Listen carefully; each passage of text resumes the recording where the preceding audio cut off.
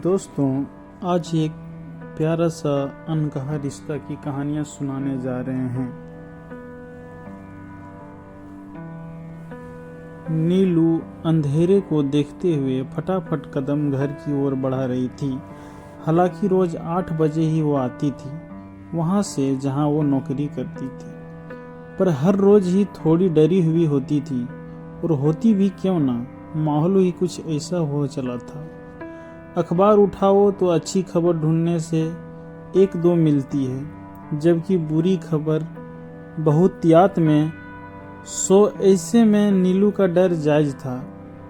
उस पर कमाई भी इतनी नहीं थी कि वह रिक्शा या ऑटो रोज किया जाए। एक दिन उसका डर हकीकत बनकर सामने आ गया। अभी उसने एक मोड़ काटा ही था कि छुपकर खड़े 2 लड़के अचानक से सामने आ गए और उसका दुपट्टा पकड़ लिया। उसका दिल धक सा रह गया। उसने बहुत कोशिश की अपना दुपट्टा छुड़वाने की, पर उन्होंने उसे ही पकड़ लिया। एक ही पल में जिंदगी लगा नरक बनने वाली है। मन ही मन उसने भगवान से गुहार लगाई और सारी हिम्मत बटोर कर वो जोर से चिल्लाने लगी। सुनसान सी सड़क थी और बचाने वाला कोई नहीं, इसलिए नीलू अपनी पूरी ताकत और हिम्मत दिखा रही थी कि तभी जोर से एक बैसाखी का वार उन लड़कों पर पड़ा। 2 ही मिनट में उस बैसाखी वाले लड़के ने उन दोनों गुंडों को भगा दिया। नीलू बुरी तरह रो रही थी। वो लड़का उन गुंडों को भगाकर पलटा और नीलों पर बुरी तरह बरस पड़ा और उसने पूछने लगा कि क्या उसे सही गलत की तमीज नहीं है, जो इतनी रात हो गई इस सुनसान सड़क पर जा रही हो। और ये भी बोला कि तुम्हारी जैसी बेवकूफ लड़की के कारण ही अखबार उल्टी सीधी खबरों से भरी होती है। नीलू रोना भूल हल्की वल्की रह गई। कहाँ तो वो उस लड़के से हमदर्दी के कुछ शब्दों की उम्मीद लगाए बैठी थी और कहाँ ये गालियां मिल रही थी। लेकिन उसकी पीड़ा इतनी बढ़ गई थी कि उसका एहसान भूल वो फट पड़ी। पूछने लगी उसने कि इतना बोलने से पहले उसे सामने वाले का हालत की जानकारी लेना चाहिए। बोलना और इल्जाम देना तो बहुत आसान होता है, पर दूसरों की परेशानी समझना बड़ा मुश्किल होता है।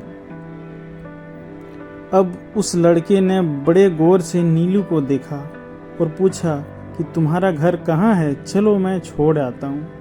मन तो बहुत किया नीलू का उसे साफ मना कर दें, पर अकेले जाने की उसकी हिम्मत नहीं हो रही थी।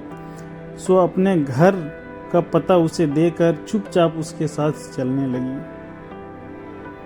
रास्ते में नीलू ने उसे बताया कि कैसे उसके माता पिता और भाई की मौत एक एक्सीडेंट में साल भर पहले हुई थी और तब से वो हिम्मत बांधे कैसे अपने बूढ़े दादा दादी बाबा का सहारा बनी हुई है। नीलू कहने लगी कि दादी बाबा ना होते तो शायद वो भी मम्मी पापा के जाने वाले दिन ही आत्महत्या कर लेती।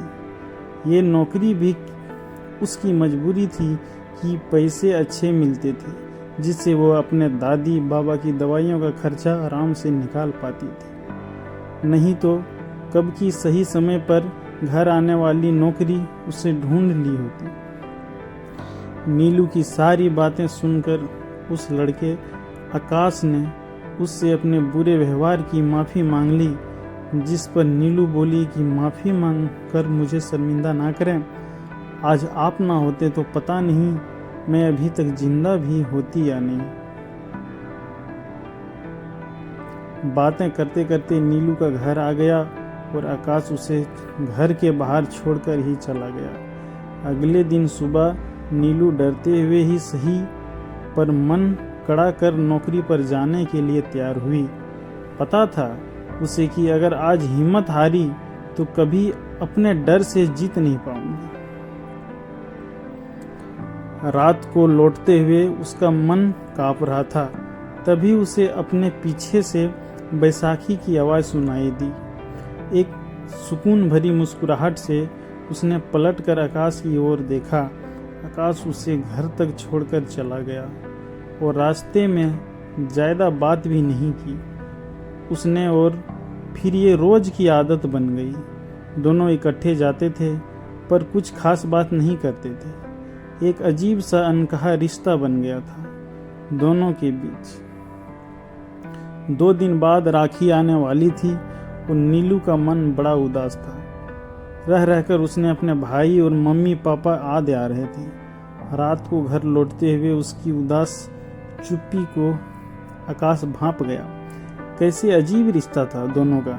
चुप्पी का भी अलग रंग होती है, ये उसे आज समझ आया था। आज नीलू को घर पहुंचाकर वो वहीं रुक गया और नीलू को बोला कि मैं परसों घर आऊँगा राखी बंधवाने, इसलिए नौकरी पर थोड़ा लेट जाना। नीलू को समझ ही नहीं आ रहा था कि खुशी से हंसूं या रोऊं। आज आकाश ने इन अनकहे रिश्तों का एक प्यारा सा नाम दे दिया और उसको एक नई आशा। वो अपने हाथों से आकाश के लिए राखी बनवाने घर के अंदर चल दी।